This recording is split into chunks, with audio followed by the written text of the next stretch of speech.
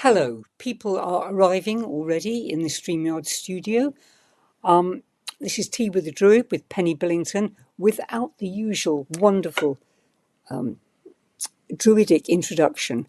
So while we wait for a few more people to arrive, let's just look round the pictures of the seasons: spring, summer, autumn, winter. Imagine the footsteps of our ancestors and that beautiful music and the purling stream, and say that will be our introduction tonight. Well, you can't remember to press every button, can you, when you don't do this every week? So, welcome to Tea with the Druid, and hello there. Hello, Nemi. Hello, Philosophical Phoenix. Hello. I can see some familiar faces here. This is wonderful people from Buckinghamshire, Boston, Soggy, Washington, California, and so on. Sacramento, yes. Pennsylvania. If you're off to Pennsylvania in the morning, you mustn't take my stories for a guide, says Rudyard Kipling, who wrote about Pennsylvania when Penn first founded it. But he said the things that truly last when many times are cast. And by that he meant things like love, compassion, fellowship, community. And he said they are all in Pennsylvania this morning. So thank you. Hello from to Pennsylvania. Hi from the Netherlands. Hi, Christina. And hello, someone from the Sierra Nevada mountains of Northern California. Liz from the traditional lands of the Northern Arapaho, Cheyenne, and Eastern Shoshone, Wyoming, USA. I do hope I've pronounced those correctly. I'm going to tell you about how bad I am at languages at the moment. I'm not going to ask you yet to say how you feel this evening. We've got a different question in 1 minute.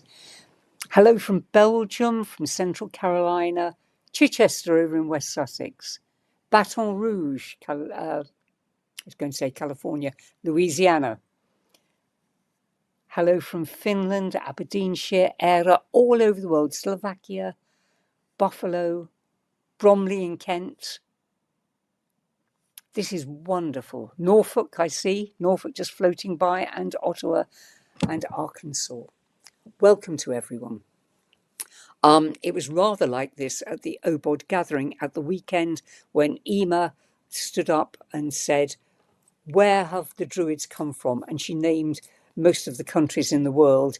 And for very many of them, some people stood up and got their round of applause. There were people from all over the place. A wonderful community of Druids in Glastonbury. Philip asked me a question at the weekend, which has set the tone for tonight, along with two other things. The first was a Facebook post that I read from Kate, my friend.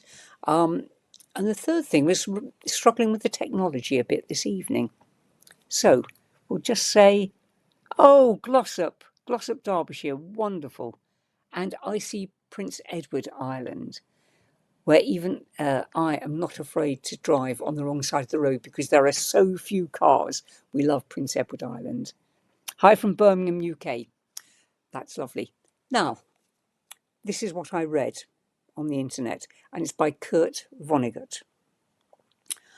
When an archaeologist on a dig was asking the young Kurt about himself, he said, what do you do? And Kurt said, I don't play any sports. I do theatre. I'm in choir. I play the violin and piano. I used to take art classes. And he went, wow, that's amazing. So I said, oh, but I'm not very good at any of them.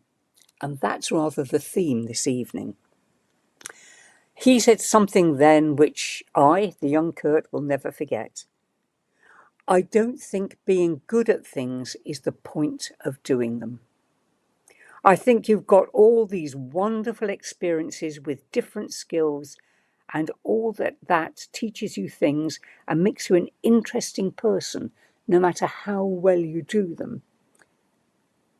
And that honestly changed my life, said Kurt Vonnegut, because I went from being a failure, someone who hadn't been talented enough to excel at anything, to someone who did things because I enjoyed them.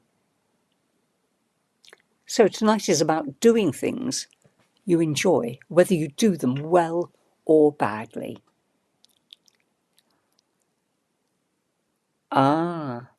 Hi from Texas, hi from South Wales, hi from Spalding, hi from New South Wales. South Wales and New South Wales. Wonderful. So this Kurt Vonnegut thing made me realise how many things I do, not badly, but not particularly well, but how I really enjoy doing them. So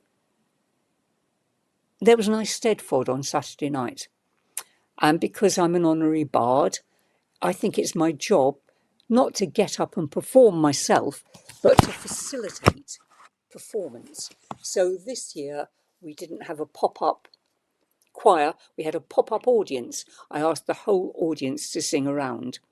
And we did it in 3 parts. It was about the cold and the darkness, the season that we're in, and everyone just responded beautifully.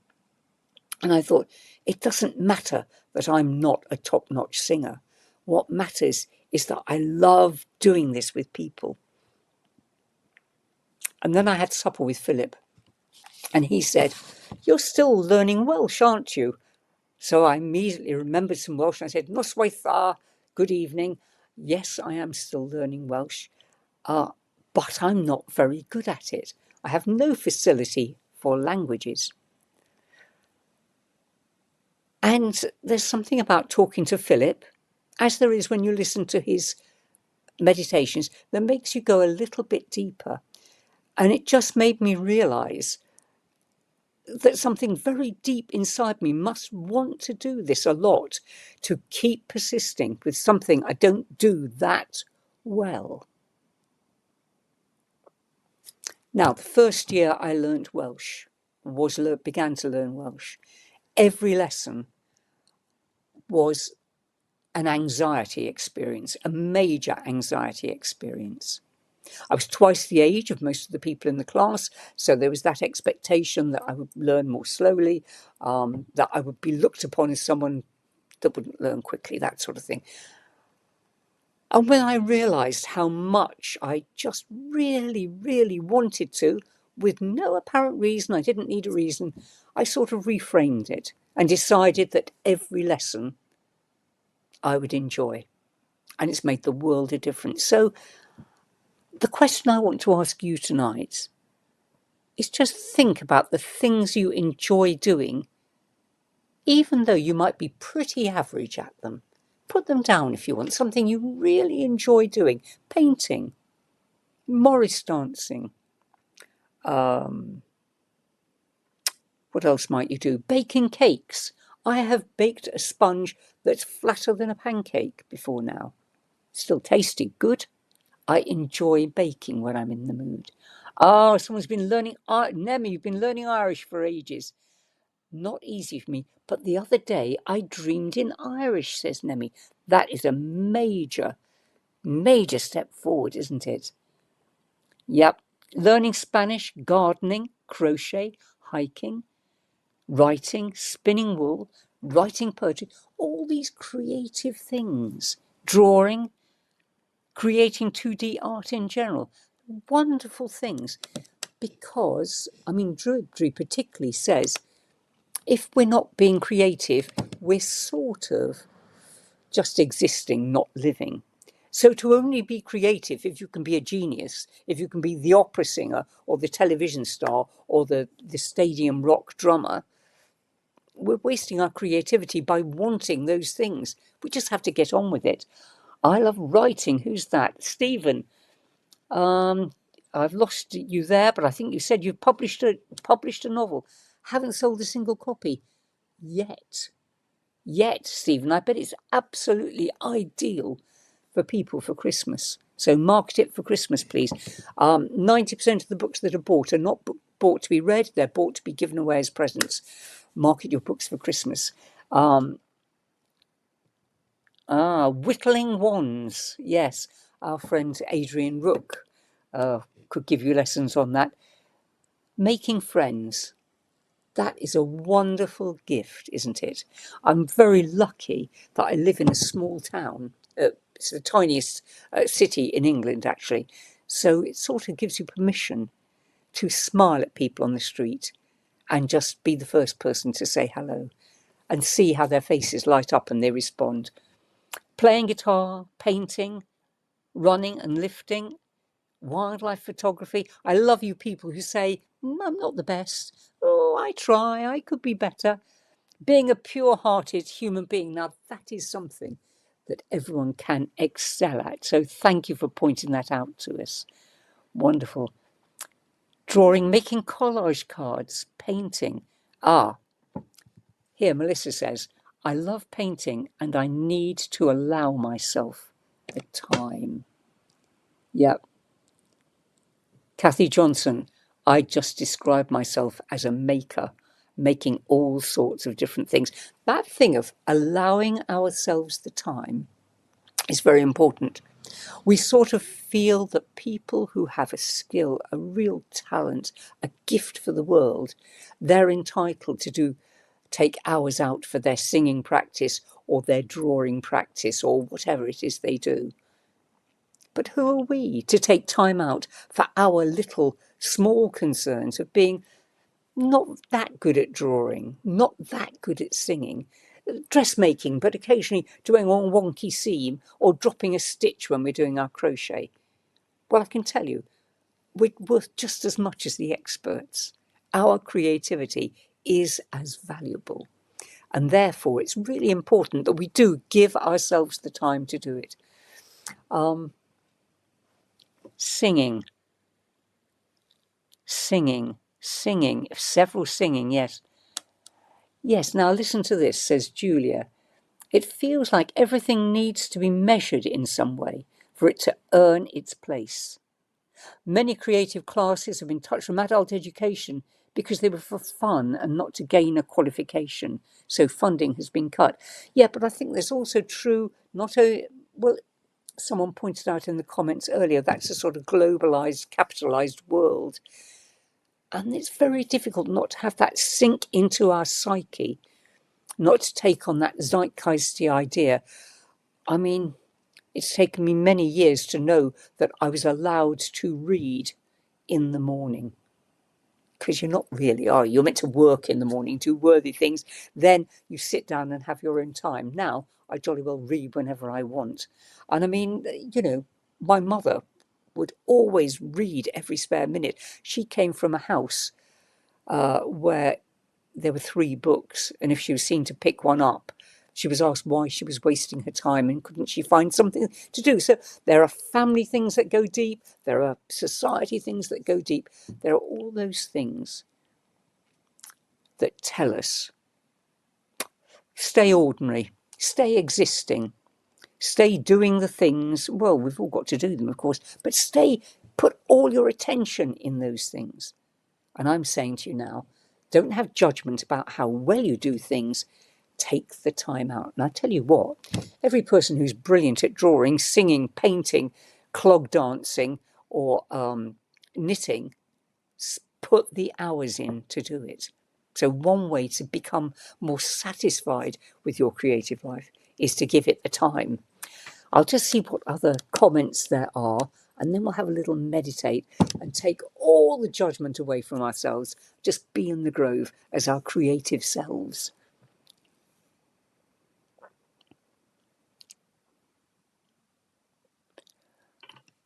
Now, this is a challenging question because it's very difficult to answer, and certainly not something to give a 30-second answer to.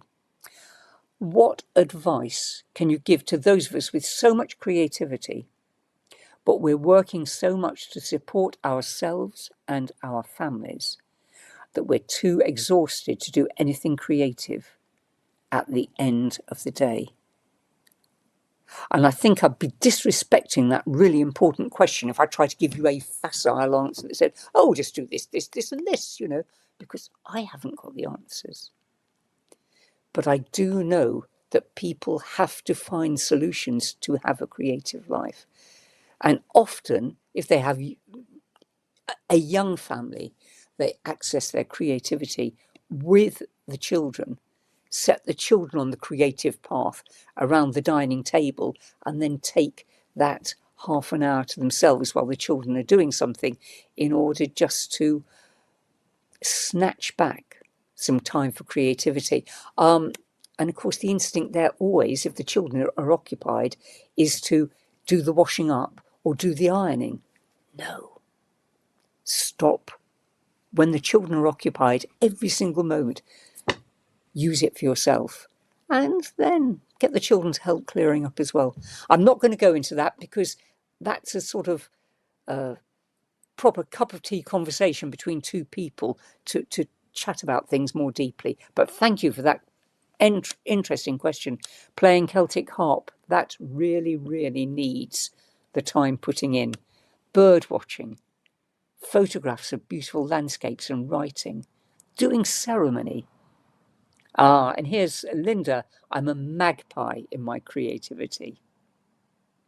Wonderful. Yep. And here's another very good point. I love painting, but unfortunately, the underlying feeling of perfectionism in our society means I find it hard to start for fear of failure. Once brush is to page, I can keep going. Starting is hard. Fear of failure is what stops our creativity dead, isn't it? I often think if we could go back to being 6 years old, we could try everything and not expect to be good at it. Children don't expect to be good at anything. They just are what they are. Listen to a child with its first violin lesson. They're perfectly happy with that. They don't know they're making a dreadful noise. We're the ones who put judgment on ourselves when we make those horrible noises. So, plenty of food for thought in this pregnant time of darkness before the beginnings of the seeds of the new light comes. Let's have a think about the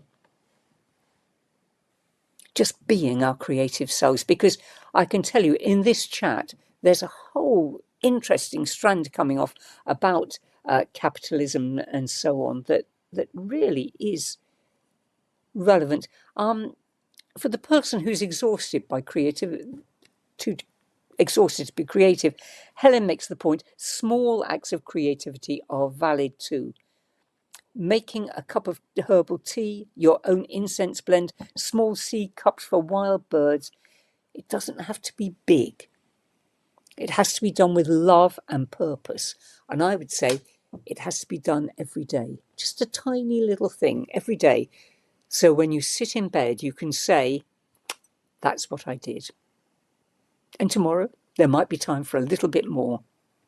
But tonight, there's certainly time for 10 minutes meditation in our grove. Just to settle down. Just to relax.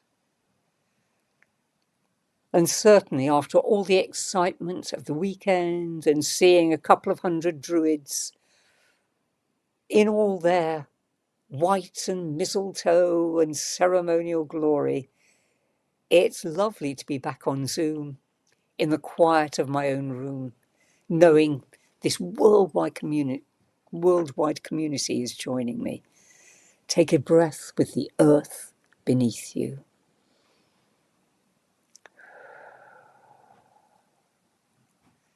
And let's take a breath with the sky above us. The evening sky with the birds coming home to roost, and a breath with the waters all around us, the sweet waters that irrigate our islands, the salt waters that bind us together in a global community. And because I've talked for so long, we are going to drop instantly now. Below our head, deep, deep down into our inner imaginal state.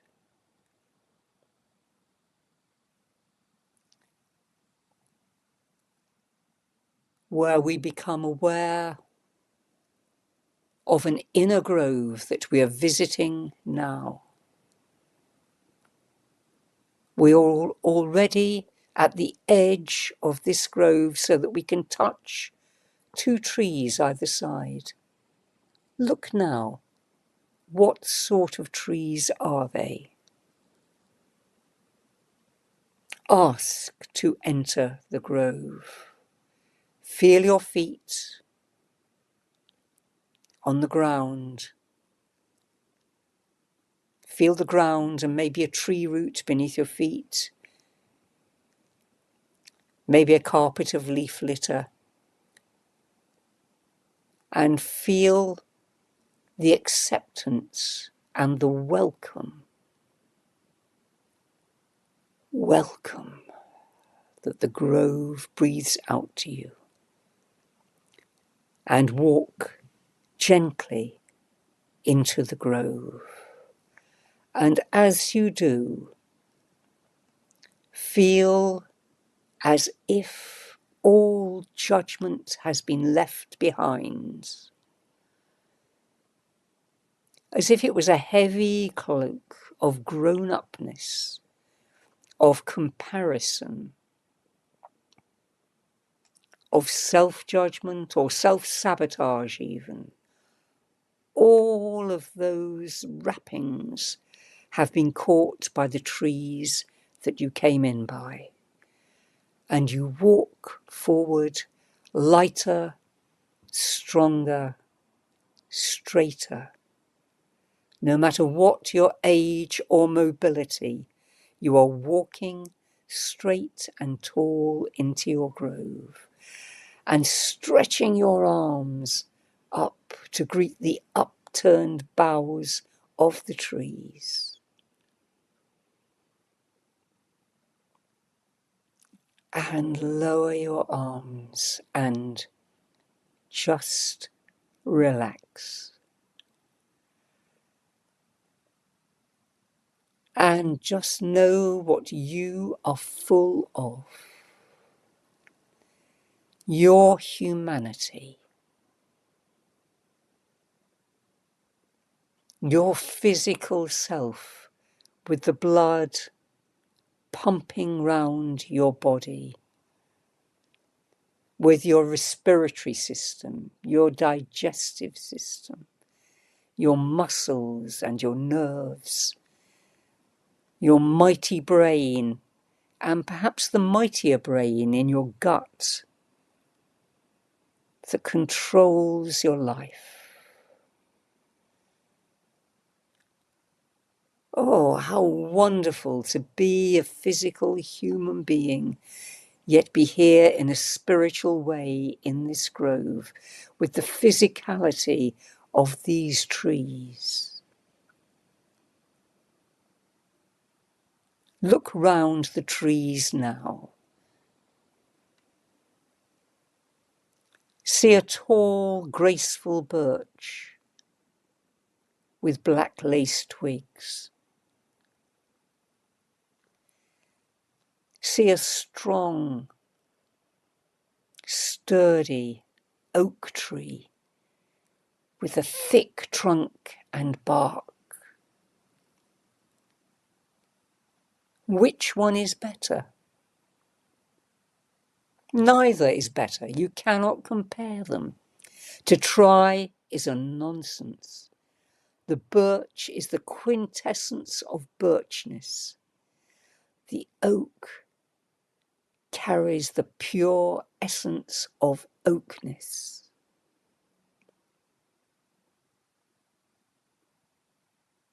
The wide-spreading hazel makes a circular silhouette. The elder, a shrubby tree, stretches up and across,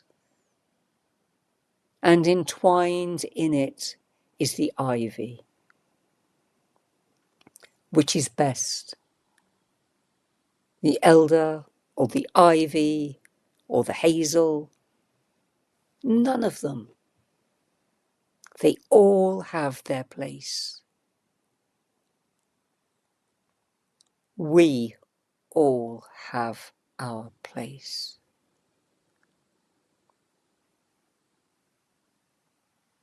You are not better or worse in your essence than anyone else. Just relax into being a unique human being and breathe with the absolute miracle that we are all here now.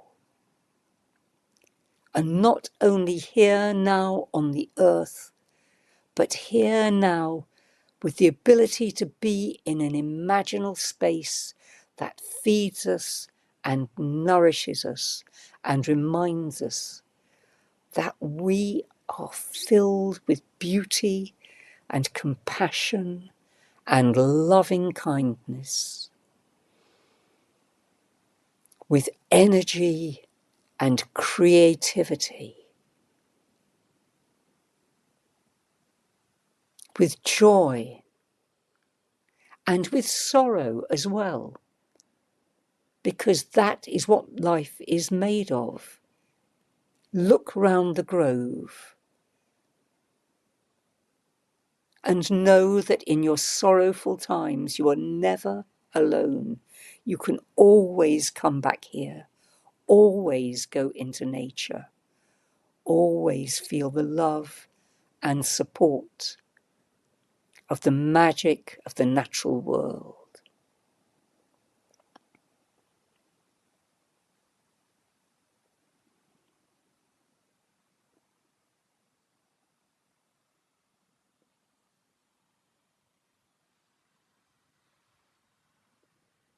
Feel your creativity bubbling up from some unknown cauldron inside.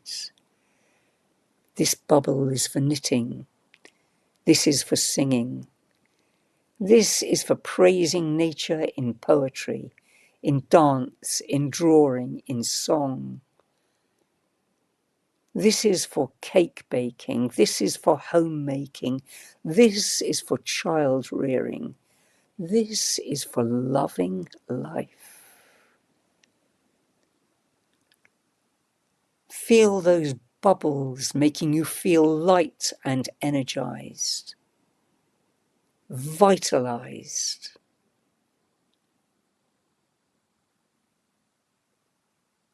And look round the grove once more.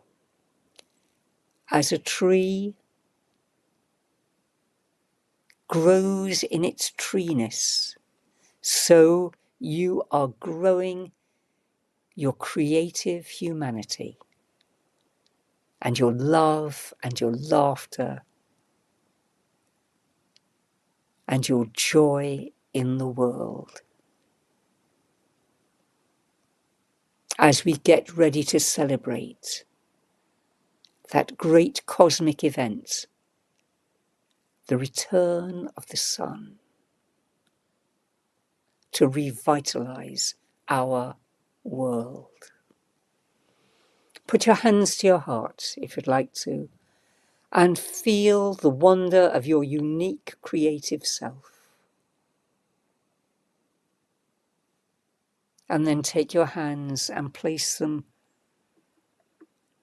on the floor of your grove, on the earth, our mother. And breathe thanks for your life, for your joy, for your hope, and for your many blessings.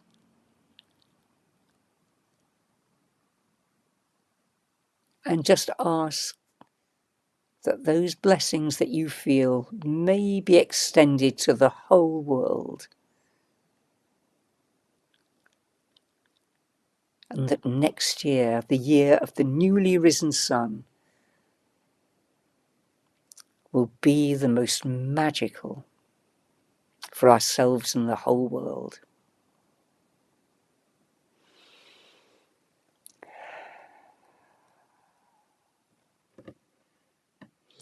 And now you feel a little chill wind blowing and you know that it's time to come back to your everyday world. in one sense you can hardly bear to leave, in another you're happy to pick up the threads of your life, knowing you can come back anytime you wish. So, bowing and thanking the trees, you turn and you walk past the trees that let you in. And you see gossamer strands on them, and they don't land on your shoulders, and you know that you're leaving your judgments, your comparisons, your sense of responsibility, of needing to be good, of needing to win. Just leave them. The trees will help them to dissipate and turn into neutral energy as you walk, a free and creative person, back to sit in front of your computer and open your eyes and smile at us, please.